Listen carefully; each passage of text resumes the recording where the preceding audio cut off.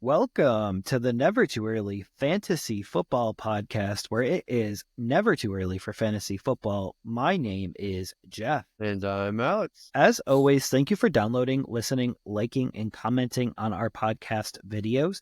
Please join our community by subscribing to us on the socials. Our handle on all platforms is at N2E Fantasy. We're also available on all major podcasting apps by searching N2E Fantasy. Alex, what do we have on today's show? On this episode of the Never Too Early Fantasy Football Podcast, we are doing our preview of the Week 10 action of the NFL season, and we are going to also be doing our mid-season standings and playoff predictions as well. So first, with our Week 10 primer, we are just going to discuss that the bye weeks this week are for the Browns, Packers, Raiders, and Seahawks. Big players there. And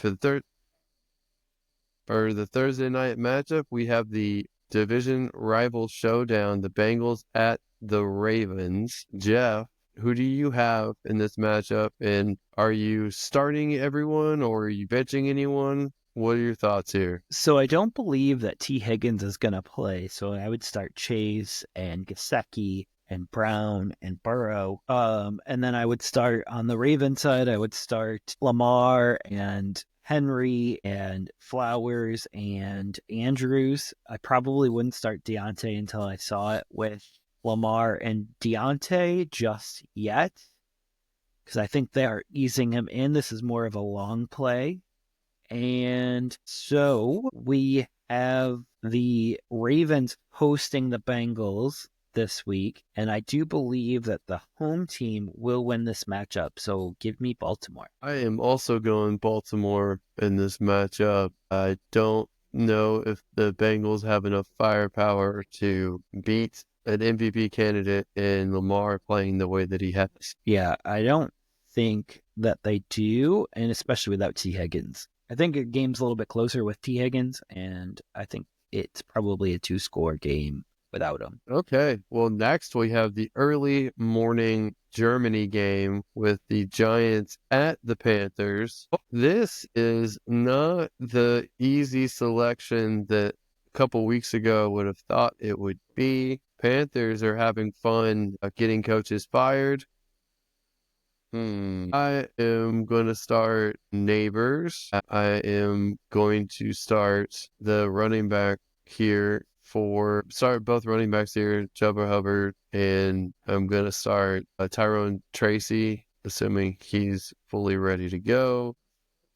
I don't know who else I'd really start at this point besides those guys. I think I would consider, if I have a bye week fill-in for tight end, maybe I would start Jatavian Sanders or maybe Theo Johnson if I really needed a fill-in. I think I'm still going to go the Giants in this one, although this to me is a coin flip. All right. I am also going to go the Giants in this one. I think you could start Poker if you had to, but I don't love it.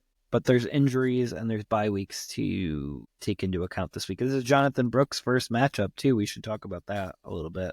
Do you think that he cuts into anything of Chuba Hubbard? Oh, man. They no longer have a reason to try to pump up Miles Sanders. They weren't able to trade him at the trade deadline. So I think Chuba Hubbard's the lead back.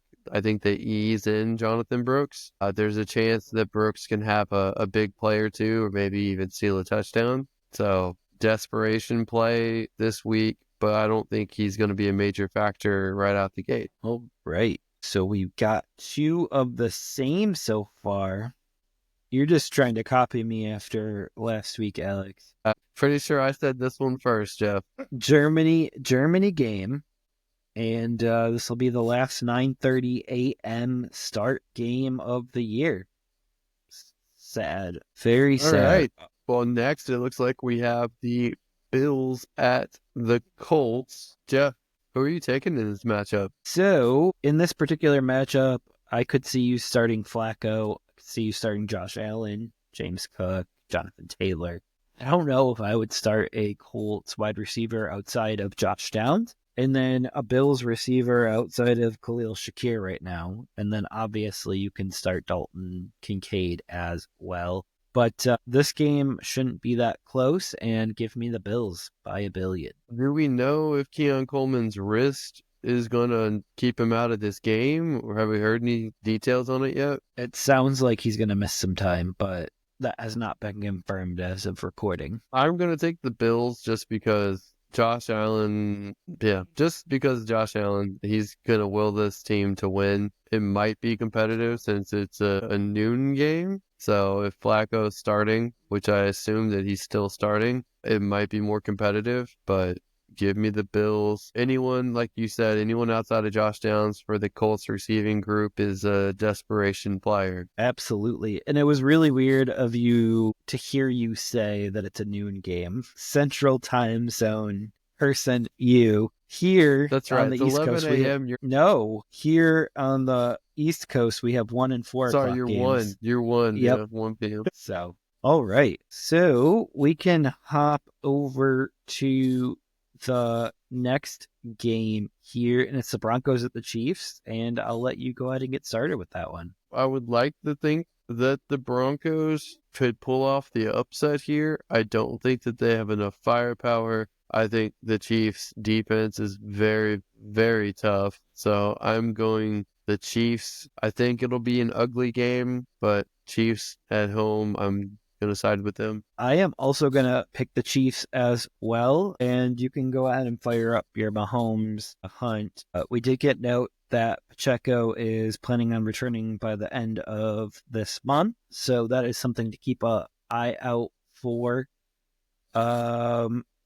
And you could start DeAndre Hopkins. I think you could start him going forward, and Travis Kelce as well. The Broncos side, Bo Nix, he has some rushing ability, and that's kind of why I would consider starting him. Javonte is probably going to ride my bench for a bit until he shows me something more, unless I have to start him. And then Sutton, I think, is as a starter going forward, at least a flex play starter. So give me the Chiefs in this one as well. Hey, Jeff, next we got the Vikings at the Jaguars. Who do you have in this matchup? So I'm going to go the Vikings in this matchup, and this will just kind of solidify their path to the playoffs. But you could start all the sons. You can start Jefferson, Hawkinson, Addison. You can start Aaron Jones, who is not a son, and even Sam Darnold in this matchup. And then on the Jags side, obviously Trevor Lawrence has performed as a fantasy quarterback the last few weeks, so you can start him. You can start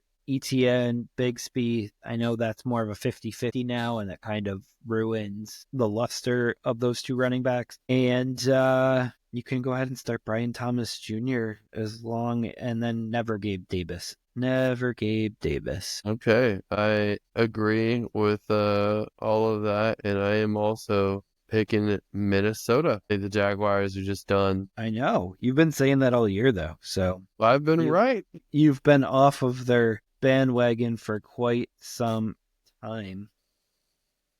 I've never been on their bandwagon. Right? All right. So we have a matchup here, Alex, next that is an NFC South matchup, and that's the Falcons at the Saints. Who are you picking in this matchup, and who are you starting and sitting? So the Saints have been floundering. They fired their head coach. There's a small, non-insignificant chance they get the fired coach bump, but I'm still going to take the Falcons. I think the Falcons are hot right now. Granted, they'll probably be playing without Drake London. So fire up Darnell Mooney, fire up Pitts, fire up Bijan Robinson, desperation play, or flex. I would say Algier. You're starting Kirk Cousins this week unless you have somehow a better quarterback to start. Saints, to me, it's just Alvin Kamara and then Taysom Hill as a potential guy to start. And that's about it. Great. Yeah, for all those same reasons, I'm going to take Atlanta. I just think they're better coached. I think they have a better quarterback. And To me, it looks like Kirk Cousins is getting fully healthy and able to start to put some good tape down for the Falcons, and it's really showing and carrying that team. Right. So we can hop to the next matchup, and it's the Patriots at the Bears. And so far, Alex, we are perfect matching here. But maybe this will be one that we have different. This is probably more of a 50-50 game. And for that reason, I'm going to go the Bears at home. In this particular matchup, you probably can start Stevenson, Swift. I don't know if you really want to start any of the Chicago receivers, but maybe you have to start Moore and Allen and Odunze. But Patriots really have no one at wide receiver either that I would want to start. So, and then Cole Kmet obviously is one of your favorites, and he is probably a start this week as well under Henry. I'm also going the Bears. The Patriots defense just hasn't been good this season under Gerard Mayo. I think the Bears offense is better. I would be a little bit surprised if the Bears lose this one. Yeah, I would be too, but stranger things have happened. But Chicago does seem in a downward slump. If they do lose this game, I could see Eberflus being fired midseason, like right directly after it. Yeah, I'm surprised he hasn't been fired yet either way, but they are 4-4, so maybe they're holding on for that reason. This next matchup, I think we probably will have a difference. It's the Steelers at the Commanders. Both teams are playing very well. Like the Steelers in this one, I think the Steelers defense might have an answer for Jaden Daniels. You'd like to think that with Justin Fields there, he'd be a good scout team guy for them to play against. Give me the Steelers in this matchup and start Najee. Watch out for Brian Robinson, see if he's going to play. If he is, I would play him. If he's not, I would play Eckler. Eckler, regardless, might be a good flex play. You're starting McLaurin. You're starting Pickens.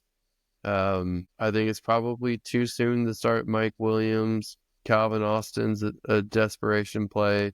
Freiermuth and Ertz both are in consideration. Jaden Daniels, you're obviously starting, and Russell Wilson is a high-end QB2 for this week. Yeah, I know I just scooped Russell Wilson in leagues where I had Dak Prescott. So even as a backup quarterback, you just never know. So I scooped him.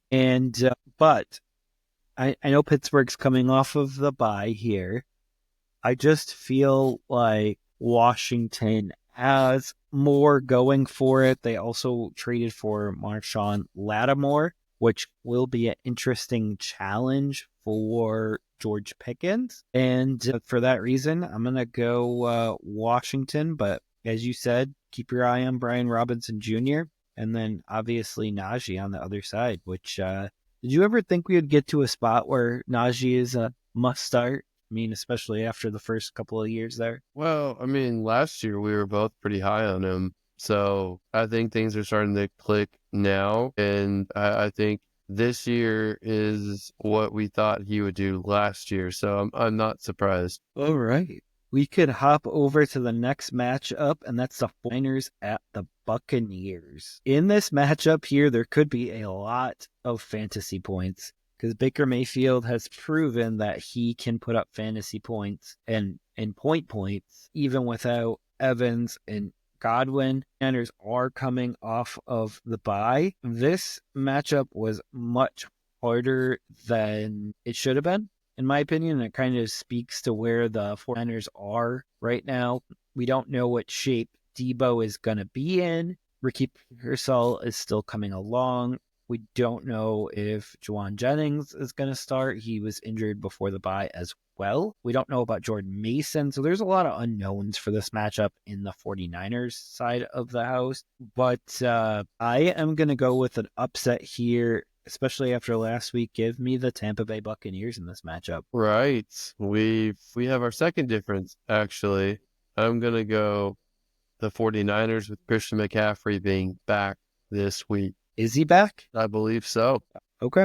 I know they activated his practice window of 21 days, but I didn't know that he was for sure playing I think either way, I'm still this week. taking the 49ers, but I do think he's back this week. All right. League is better with Christian McCaffrey playing. So, all right. We can hop over to the Titans at the Chargers. Alex, who do you got in this one? Well, Jeff, you'll be happy to know that I am taking the Chargers this week.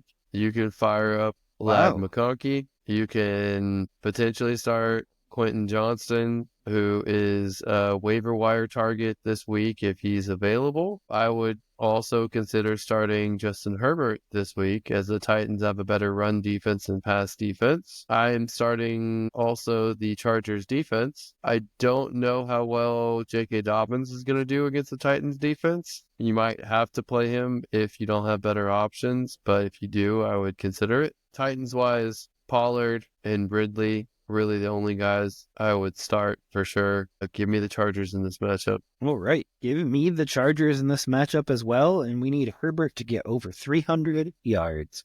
Okay, this might be a difficult one to predict. We have the Jets at the Cardinals next. Jeff, do the Jets get another victory here and get closer to being competitive for a playoff spot, or do the Cardinals run away with this? What do you think? So, this particular matchup, I think the Cardinals are going to give the Jets a little bit of a fit here. I think the Jets are going to have to score to keep up with them. Give me the Jets in this matchup, though, because I do believe that they do have the firepower and the ability to keep up with them. They also have the benefit of 3 extra days rest. So there is that on their side as well. But give me the Jets in this matchup. Jeff, I thought we had our third difference here. I'm also taking the Jets. Hey, man, I got to take who I think's going to win.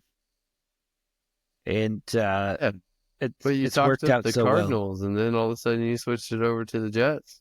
Hey, I could take both teams, and I'll be 50% right at least. I think it's a pretty close matchup, but the Jets probably are under extreme pressure to win this. I think they'll use the momentum from their last victory into this game, and I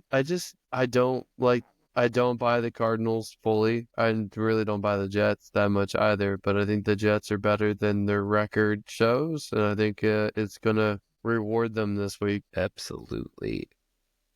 All right, we're down to the last 3 matchups. Eagles at the Cowboys. Alex, I went first on the last one. Who do you got in this matchup? With Dak being sidelined and probably moving to IR, I think should be pretty safe to go Eagles, and that's what I'm gonna do. You're starting Jalen Hurts, you're starting Saquon, and you're starting whatever wide receivers are healthy for the Eagles. So Devonta Smith for sure. If AJ Brown is okay to go this week, then start AJ Brown. For the Cowboys, you have to watch out for CeeDee Lamb. If he's playing, feels like you have to play him, even though Dak isn't out. But there's really no one else I would trust for the Cowboys. I would even start the Eagles defense this week as well. So Okay, we're talking defense this week, but I completely agree with you. I'm going to go with the Eagles in this matchup as well. And are you going to start Dotson if Brown is out? I don't know if I go that far. All right. I did see that they let Albert O. I know that didn't make our news because he hasn't been relevant for about 18 months now. So, but did see that today. Albert O is in Albert O. He's still playing? Yeah, absolutely. As in, I still can't say his last name. So. All right, Alex, I'll take this next matchup here. This one is the 6-3 Texans and the 7-1 Lions. You'll probably know a little bit more about me about Nico Collins and if he's going to be able to play in this matchup. I just think the Lions are on fire right now. They're going to go play in a dome. I wouldn't bet against the Lions right now, so I'm going to take the Lions in this matchup. I believe Nico is playing. However, I don't think that it's enough for the Texans. I think I've predicted in my other predictions the Lions winning as well. So the weekly predictions, I'm going Detroit as well. It's really hard to stop them at this moment. Absolutely. This game was a heartbreaker for you because you love Detroit, but Houston is your team. So this is not the game that you wanted to see on the slate this week. I like this. I like to think I'm always very realistic about Houston. I've been adamant that I didn't like our interior offensive line for a while now, and I've proven to be correct. I've always felt that Houston would make the playoffs, but I don't think that they'd compete once they got there. Well, give me Detroit, who I think is going to make the Super Bowl and face most likely the Chiefs or Ravens. Yeah, absolutely. And I can't believe this is back-to-back weeks of you picking against the Texans, and they're coming off of a 10-day layoff, so like a mini bye as well. So they will be more rested than the Lions, but I still wouldn't bet against them. All right, Monday Night Football. It is the Rams hosting the Dolphins. Dolphins are only 2-6, but this is an exciting matchup because there is Tua, Tyreek, Waddle. This has a potential to be a very high-scoring game. Alex, who do you have winning this potentially high-scoring game? And who you start? I am picking the Rams. I think this is the game that gets them over 500. Dolphins have been okay on defense, not great. Offensively, they've been pretty miserable. Really, Achane is the only thing keeping them going. They haven't been able to get Waddle or Hill going even with Tua back. I don't think they have much to play for anymore, whereas the Rams have every incentive to try to win their division, and they play at home. So give me LA in this matchup. So you're starting Kyron Williams, you're starting Achane. In the flex, you're probably playing Mostert or Desperation as running back 2. You're playing Cooper Kupp every week that he's healthy. You might feel like you have to start Hill and Waddle, and I don't blame you, but I'd consider them wide receiver 3s at this point. I don't know if I feel comfortable playing either quarterback unless I'm forced to. Absolutely, and I agree with you in this matchup, but I could see it being a 30-27-ish matchup. Okay, You like Monday night points. so we only had the 2 differences this week, looks like. Good. You can't fall too much further behind me. I already have a 2-game lead, so. No, I think I gained ground on you this week. Exactly. We will see. Okay. I might have a five game lead on you come next week. All right, Jeff. So now we move on to the mid-season projections here. And are we doing just the playoff projected standings, correct? Yeah, I want to hear who your playoff teams are here now that we are halfway through the season, basically. All right. So since my team's in the AFC, I'll do the AFC first, and then you do the AFC, and then you start the NFC, and then I'll finish with the NFC. Sound good? Sounds like a plan. Okay. So I'll just go 1-7. Number 1 seed for me, still the Kansas City Chiefs. At this point, looking how their schedule's panned out, I have them going 16-1. I hate it, and they don't look great doing it, but they still pull it off. So they're the 1 seed, 6-1. They get the bye. Baltimore looks like they're going to be the 2 seed with a 13-4 record. The Bills look like they're going to be the 3 seed with the 13-4 record. The Houston Texans coming in at 4 with an 11-6 record. The Pittsburgh Steelers coming in at 5 with an 11-6 record. The Cincinnati Bengals make a resurgence and come in at 6 with an 11-6 record. And one of your favorites, the Los Angeles Chargers, end up coming in at number 7 with a 10-7 record, the way that their schedule pans out. To me, the Broncos, Jets, Indianapolis Colts compete for that 7th spot, but don't quite make it. Jeff, who do you have with your playoff teams here for the AFC? My first question is, who do you have the Chiefs losing to in the regular season? Don't ask. Let me see. Because I have the Chiefs also at 16-1, and I want to see if it's the same team. I have them losing to Pittsburgh week 17. I have them losing at Buffalo week 11. Be a brutal environment, and Buffalo normally dominates them in the regular season. But We'll see.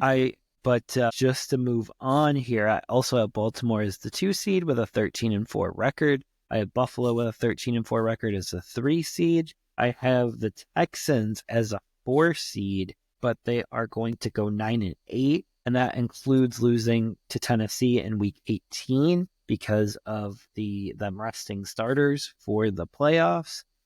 So if that didn't happen, they would be a 10-7 team, in my opinion. And then we have the 5th seed for me is going to be the Pittsburgh Steelers with 11-6 record. The Chargers with 11-6 record are my sixth seed, the second wild card. In the 7th seed is the Cincinnati Bengals with a 9-8 record, and just outside the playoffs are the Broncos and the Jets with 8-9 records. So they are going to be hanging around a little bit, but I think down the stretch, the Broncos go at the Chargers, at the Bengals, and then face Kansas City the last week of the season. So it gets kind of brutal for Bo Nix down the stretch, in my opinion. But we have the same playoff teams, different orders, a little bit different records as well. So we should just lock it in right now that those are going to be the playoff team.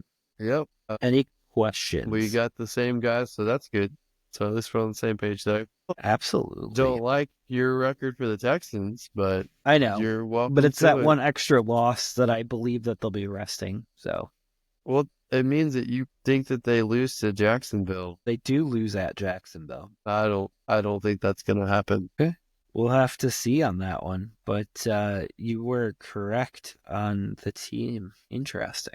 I did have them losing initially to Dallas too, but that was before Dak went on IR. Yeah, me too. So that got switched really quickly. I had them winning the division with an 8-9 record, but they probably would play their starters against Tennessee if they had 500. Because you don't want to enter the playoffs under 500. That's always a little bit embarrassing. All right, we ready for the NFC? Let's do it. All right.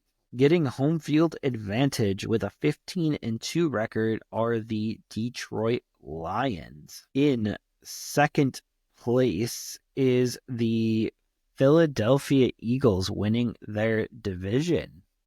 In third place, and the Eagles will have a 12-5 record. In third place, winning their division, the Atlanta Falcons with an 11-6 record. And this one's going to be the surprise. Their schedule is ridiculous down the stretch, and it's all going to come down to that last game. But right now, I have the Arizona Cardinals winning the NFC West. And that will, it'll come down to them and the 49ers that last week of the season, and I have them beating the 49ers, and that's kind of why they skirt into the playoffs. But they have an 10-7 record, right?